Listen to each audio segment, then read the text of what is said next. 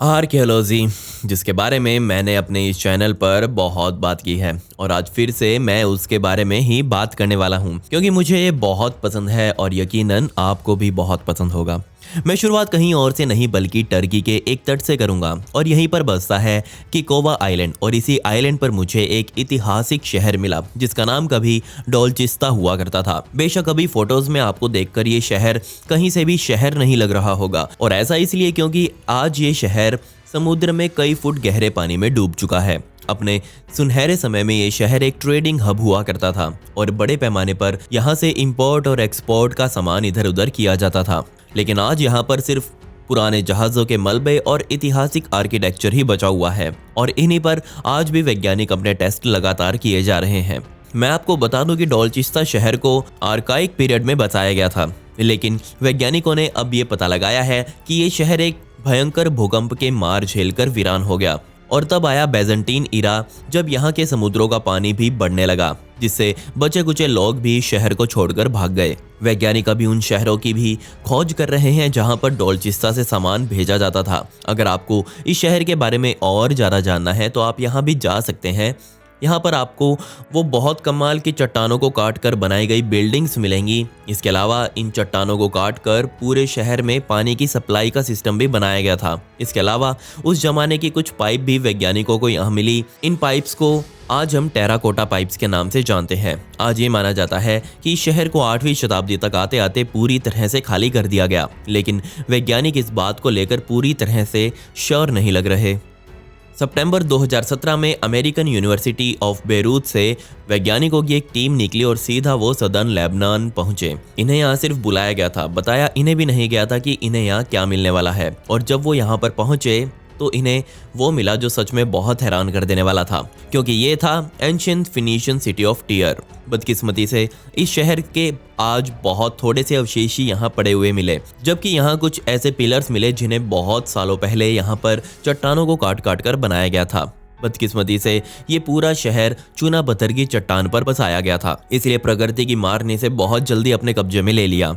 इसके अलावा वैज्ञानिकों को यहाँ से इंसानों और जानवरों की जली हुई हड्डियां भी मिली, जिसे देखते ही वैज्ञानिक समझ गए कि इतिहास में कभी यहाँ पर झाड़ फूक वाला काम किया जाता था। बेशक चूना पत्थर की इन अवशेषों पर रेडियो कार्बन डेटिंग टेस्ट करना कोई आसान काम नहीं था, लेकिन वैज्ञानिकों को यहाँ पर एक ऑयल लैंप पड़ा हुआ मिला और जब उस पर डेटिंग टेस्ट किया गया तो ये सामने आया कि वो तकरीबन 2200 सालों पुराना था, जिसकी वजह से ये अंदाजा लगाया गया कि ये शहर भी तकरीबन 2200 सालों पहले यहाँ बसाया गया था। बेशक सिटी ऑफ टियर दुनिया के सबसे ऐतिहासिक शहरों में गिना जाता है और इसके आसपास की सभ्यताएं तकरीबन 4750 सालों पहले यहाँ बसाई गई थी।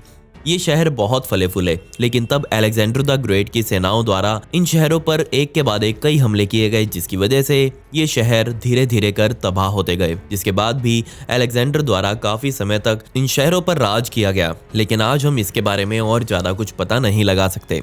अगर और कुछ पता लगा तो मैं आपको जरूर बता दूंगा। अब मैं बात करने वाला हूँ बहुत ही टेस्टी डिस्कवरी की, जिसे हम चॉकलेट के नाम से जानते हैं। लेकिन इससे पहले कि आप बहुत ज़्यादा एक्साइटेड हो जाएं, मैं आपको बता दूं कि यहाँ चॉकलेट फ्लिंट की बात कर रहा हूँ, ना कि असली चॉकलेट कैंडी की। जी हाँ, एक बहुत ही पुरानी चॉकलेट फ्लिंट की खदान वैज्ञानिकों को पोलिश शहर क्रैकाउ में मिली। मुझे पता है कि आपने कभी चॉकलेट फ्लिंट का नाम भी नहीं सुना होगा, और ऐसा इसलिए क्योंकि ये चीज़ आपको सिर्फ पोलैंड के होली क्रॉस माउंटेन्स में ही देखने को मिलेगी। वैज्ञानिकों का मानना है कि इस खदान को अंतिम बार तकरीबन 10,000 सालों पहले इस्तेमाल किया गया था। अगर आपको अभी तक नहीं समझ आया कि ये गुफा किस चीज़ की है, तो असल में इस गुफा से चॉकलेट जैसे चकमक पत्थर बाहर निकाले जाते थे और तब की दुनिया में इस खदान से निकले हुए चकमक पत्थरों की कीमत बहुत ज़्यादा हुआ करती थी। इसके अलावा इन पत्थरों से ऐसे ऐसे औजार बनाए गए जो आज भी हमें पूरी दुनिया की ज़मीनों में दबे हुए मिलते हैं। और जैसे ही ये खदान वैज्ञानिकों को मिली तो उनकी काफ़ी सारी समस्याएं सुलझ गई, क्योंकि हर वैज्ञानिक को टूल्स तो बहुत सारे ज़मीन में पड़े हुए मिलते हैं, लेकिन वो ये नहीं समझ पाता कि ये सारे टूल्स बनाए कहाँ जाते थे। जबकि अब उनको पता लग गया है कि इन सारे टूल्स का राज क्या था। मैं आपको बता दूं कि जब से इंसान का जन्म हुआ है, यानी कि पैलियोलिथिक एरा से लेकर नियोलिथिक एरा तक इंसान ऐसे टूल्स बनाते आया है। इसके बाद ही कुछ और तरीके दुनिया के सामने आए और फाइनली इन खदानों से निकलने वाले पत्थरों से बनाए गए औजारों को लावारिस छोड़ दिया गया।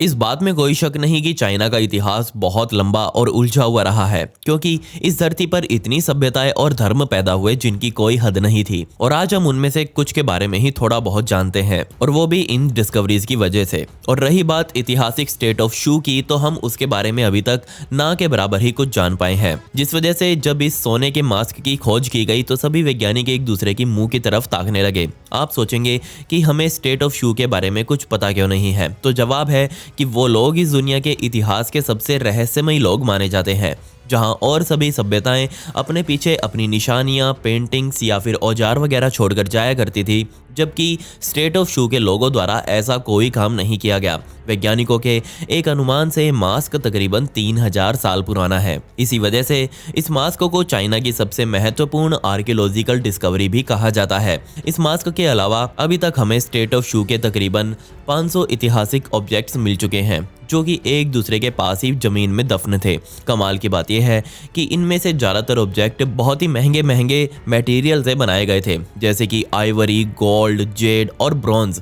इन चीज़ों को देखकर हम अंदाज़ा लगा सकते हैं कि स्टेट ऑफ शू अपने समय में कितना ज़्यादा अमीर हुआ करता था। लेकिन तब आया साल 316 BCE, जब इसके पड़ोसी राज्य स्टेट ऑफ चीन के द्वारा इन पर हमला किया गया, और बदकिस्मती से इस हमले में स्टेट ऑफ चीन की सेना ने स्टेट ऑफ शू को पूरी तरह से उजाड़ कर रख दिया, और बाद में इस जगह पर स्टेट ऑफ चीन का ही कब्जा हो गया। वैज्ञानिकों को लगता है कि ये मास्क, जो कि 84% प्योर गोल्ड से बना है, ये जरूर उस समय के किसी बड़े लीडर का या फिर बड़े धर्म गुरु का होगा। लेकिन युद्ध में दुश्मन ये नहीं देखता कि सामने वाला बंदा किस पोजीशन पर है, वो तो मारने आया है और मार कर ही जाएगा।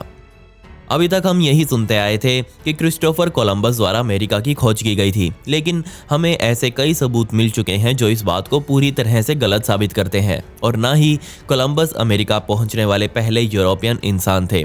पर क्या करें, हमें किताबों में यही पढ़ाया गया है, और इसका एक और सबूत अक्टूबर 2021 में निकलकर सामने आया, जब कनाडा की न्यू फाउंडलैंड में वैज्ञानिकों को एक नई आर्कियोलॉजिकल साइट मिली। कमाल की बात यह थी कि इस जगह की खुदाई करने से पहले यहाँ आसपास रहने वाले लोकल लोग ये बोलते आ रहे थे कि ये जगह वाइकिंग लोगों द्वारा कभी बसाई गई थी। और कमाल की बात यह थी कि वैज्ञानिकों को भी इसके सारे सबूत मिल गए, जिससे कंफर्म हो गया कि वाइकिंग्स यहाँ सन 1021 के आसपास आए थे, और उन्होंने यहाँ पर अपनी एक छोटी सी सभ्यता भी बसाई। और ये समय तो कोलंबस के भी यहाँ आने से 400 सालों पहले का था। आप पूछेंगे कि उनके यहाँ आने का इतना सटीक समय हमें कैसे पता चला, तो मैं आपको बता दूं कि इस जगह पर वाइकिंग्स द्वारा कई छोटी बड़ी झोपड़ियां बनाई गई थी, और जब वैज्ञानिकों ने उन झोपड़ियों को बनाने में इस्तेमाल की गई लकड़ियों के ऊपर कार्बन डेटिंग टेस्ट किया, तो ये सामने आया कि इन पेड़ों की कटाई तकरीबन साल 1021 के आसपास की गई थी। जिस जगह पर वैज्ञानिकों ने उस समय अपनी कॉलोनी बसाई, आज उस जगह को हम लैंसॉल मीडोज के नाम से जानते हैं, और आज इस जगह को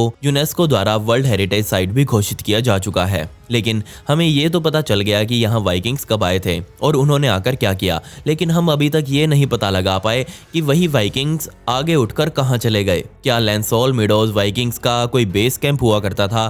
क्या वो लोग यहाँ पर आकर थोड़े टाइम रुकते और अपने आगे के मिशन पर निकल पड़ते थे? एक अनुमान के हिसाब से वो लोग जरूर साउथ की तरफ गए होंगे, लेकिन साउथ में उनके कोई खास निशान अभी तक क्यों नहीं पाए गए।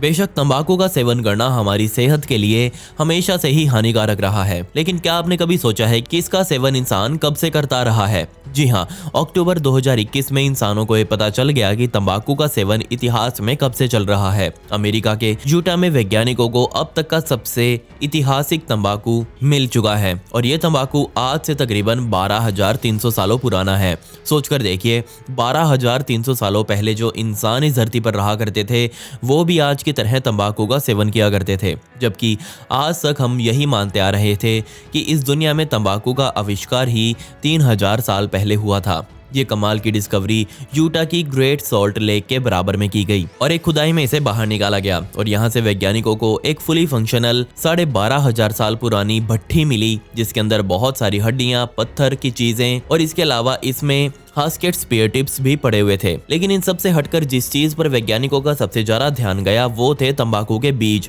जो कि एक चमड़े की पुड़िया में बांधकर इसी भट्टी के अंदर रखे गए थे। और इसे देखते ही वैज्ञानिक समझ गए कि तब के लोग तंबाकू का इस्तेमाल चबाकर किया करते थे। इन सभी चीजों पर डेटिंग टेस्ट किया गया, तो ये सभी की सभी चीजें 12,000 से ज्यादा साल पुरानी थी। इसलिए यकीनन तंबाकू के इन बीजों की उम्र भी इतनी ही होगी। अब हम ये बात कह सकते हैं कि तंबाकू का सेवन करना जैसी बुरी आदत आइस एज के जमाने से चलती आ रही है। शत को पहले ही तंबाकू और उसके प्रोडक्ट्स को डोमेस्टिकेट किया गया और पूरी दुनिया इनका फिर सेवन करने लगी। खैर, पिछली वीडियो का शाउट आउट विवेक चौहान को and comment pick me to get shout out in next video. आपको ये वीडियो कैसे लगी कमेंट्स में वो भी बता दें। मिलते हैं अगली वीडियो में। ये वीडियो देखने के लिए धन्यवाद।